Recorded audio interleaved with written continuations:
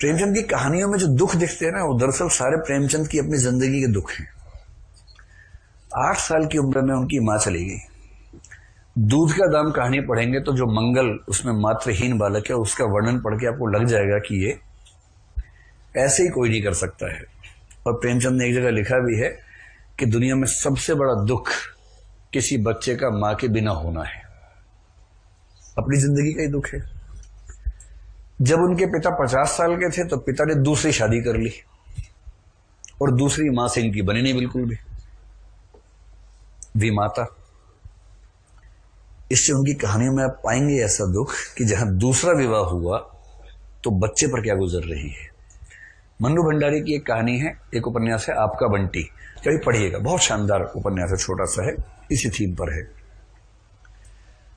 फिर प्रेमचंद ने बेरोजगारी खूब देखी। पिता की मृत्यु हुई तो विमाता, अपनी पत्नी, विमाता के बच्चे, उनका सारा बोझ उनके ऊपर आ गया। अलग योजना पढ़ते हुए आपको समझ में आएगा कि प्रेमचंद ऐसी बात क्यों लिख रहे हैं, वो भाव स्पष्ट हो जाएगा। फिर प्रेमचंद की जब शादी हुई, 15 साल के थे, उनके पापा ने कहा बेटा शादी करवा दे, बोले हाँ करवा दो। खुद ही अपना तंबू वंबू बनाया, खुद ही मंच वंच बनाया, लकड़ी बांस छील के, बहुत खुश थे मेरी शादी होने वाली है। और शादी के बाद, उस जमाने में शादी के बाद पहली बार देखा जाता था, पति पत्नी एक दूसरे को देखते थे। तो शादी के बाद देखा तो जिस रस का संचार हुआ वो श्रृंगार ने विभत्स था, यह भयानक रस था। मतलब उनको ऐसा लगा तो विवाह संबंध शून्य हो गया, बात ही नहीं होती थी पत्नी से। इसलिए अनमेल विवाह या बेमेल विवाह प्रेमचंद के साहित्य की एक बहुत बड़ी समस्या है। हर रचना में आपको अनमेल विवाह के जिक्र मिल जाएंगे। और फिर बाद में उनको ये लगा कि अब मैं अगली बार शादी करूंगा। उस समय तलाक नहीं होता था, लेकिन चोरी छिपे तो हो ही जाता था। उनकी पत्नी भी अपने घर गई तो फिर लौट के नहीं आई लंबे समय तक। तब ये वो फिर से शादी करनी है, लेकिन ऐसे नहीं करूंगा।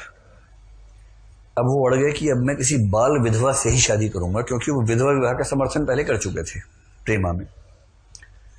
और अंत में अपने एक परिचित की बेटी शिवरानी देवी से विवाह की, जो बाल विधवा थी, जो प्रेमचंद की पत्नी हुई।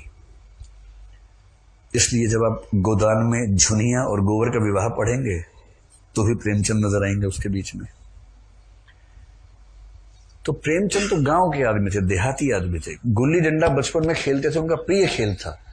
इसलिए कहानी भी कौन सी है, गुल्ली डंडा। गुल्ली डंडा खेलते खेलते वो एक बहुत बड़े इंस्पेक्टर बन गए प्रेमचंद, गांव के बाकी लोग नहीं बन पाए। इसलिए जब आप पढ़ेंगे मैं और गया, तो वो मैं कहीं ना कहीं प्रेमचंद खुद ही होते हैं। उनकी अपनी जिंदगी का ये भाव है। तो प्रेमचंद की लगभग हर कहानी में प्रेमचंद खुद बैठे हुए हैं। और प्रेमचंद गांव के आदमी हैं, इसलिए गांव की समस्याएं, असली जीवन की समस्याएं, आर्थिक समस्याएं उनके पास केंद्र में है, सामने है। प्रसाद बनारस के आदमी हैं, सुपारी की दुकान चलाते हैं। सुपारी मुंबई वाली सुपारी नहीं कि मैं तेरी सुपारी ले लेता हूं, उसने मेरी सुपारी ले ली, वो सब नहीं। सुपारी के व्यवसाय में थे, उनका परिवार उस व्यवसाय में था, अच्छा खासा कमाते थे, गरीबी नहीं थी एकदम। और जो गरीब नहीं है वो फिर उसी में रहता है, इमोशंस, भावनाएं, अनुभूतियां। और आगे बढ़ेगा दर्शन, मैं क्यों पैदा हुआ, मरने के बाद कहाँ जाऊंगा, भगवान है या नहीं, आत्मा है या नहीं, ये सब लफाजी वही लोग करते हैं जिनका पेट भर जाता है। दर्शन सूझता है पेट भरने के बाद। किसी भूखे आदमी से दर्शन की बात करके देखिए, 2 मार के भगा देगा वहां से कि पहले रोटी लेके आप कह रहे आत्मा है या नहीं, ये बताओ। कह रहे निकलने वाली है, रोटी दो पहले आत्मा है या नहीं। अरे यार पहले खाना तो खिलाओ। आप कह नहीं, पहले ज्ञान की बात करो मेरे साथ। तो ज्ञान की बात कैसे होगी। इसी थीम पर एक बहुत प्रसिद्ध नाटक था टीवी में, उसका एक दृश्य है, इससे आपको इन दोनों का अंतर समझ में आएगा। एक सीरियल था नुक्कड़ नाम का। ये उस जमाने की बात है जब आप लोग या तो हुए नहीं थे या ताजा ताजा हुए ही होंगे, उस समय की बात है। जब आप घुटरूनी चलत वाला खेल होगा ना, घुटनों के बल चल रहे होंगे, उस जमाने की बात है कि एक सीरियल नुक्कड़ नाम का आता था टीवी पे, बड़ा अच्छा सीरियल था।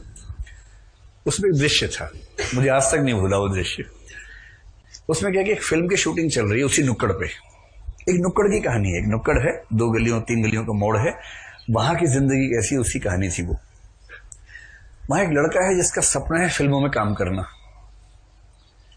और संयोग से एक दिन वहीं फिल्म की शूटिंग हो रही है, उसे काम नहीं मिल रहा फिल्मों में, खूब कोशिश करता रहता है। शूटिंग हो रही है, अचानक पता लगा कि एक एक्टर उस दिन आया ही नहीं, तैयारी पूरी हो गई है।